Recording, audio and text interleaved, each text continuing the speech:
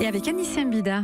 Anissé, on a tous des galères de téléphone portable. Oui. Depuis ce matin, j'essaie de charger mon téléphone, essayer de voir ce qui se passe sur les réseaux sociaux. Mais vous tweetez en même temps. Communiquer avec donc les une auditeurs. batterie Mais oui, déjà. le lien est important. Mais est-ce que vous avez une solution concrète à nous proposer? Alors, moi, j'ai une solution, mais pas que pour les téléphones, pour tous les appareils qui ont une batterie. Imaginez, vous branchez un appareil, donc ça peut être un téléphone, ça peut être un appareil photo, ça peut être une voiture électrique. Vous comptez 1, 2, 3, 4 et bim, c'est rechargé Mais à non. 100%. Non mais ça n'existe pas. Si. Mais non.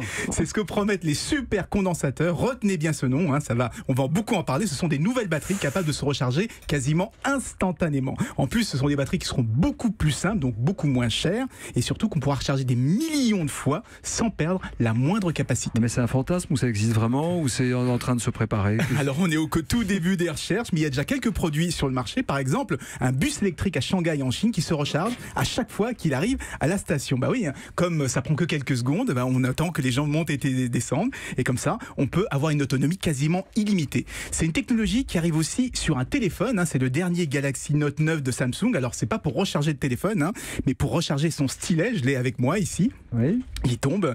Alors il se trouve que ce stylet peut aussi servir de télécommande, notamment pour faire des photos à distance. Donc il a besoin d'une batterie. Et bien avec cette technologie, on est capable de le recharger en quelques secondes dès qu'on le range à l'intérieur. On regardera ça sur tf1.fr. Quand est-ce qu'on pourra recharger le téléphone lui-même?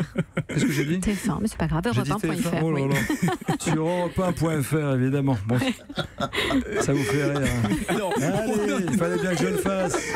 il fallait... Mathieu Noël, c'est cadeau, Mais c'est c'était ça. pour toi. Tous ceux qui rêvent de voir cette technologie arriver sur le téléphone, pour charger son téléphone en 3 secondes. Alors il faudra encore attendre un petit peu, parce qu'aujourd'hui la technologie a de gros défauts. Elle a un gros défaut, c'est que les batteries sont beaucoup plus grosses que les batteries actuelles à capacité équivalente. Donc votre téléphone rentrerait plus dans votre poche. Mais encore une fois, on est qu'au tout début des recherches, et tout ça va se miniaturiser très bientôt. Voilà, pas On a trop hâte. non plus, sinon on va tout perdre. Europe1.fr, Anissé Mbida, on vous retrouve tous les jours à 7h25.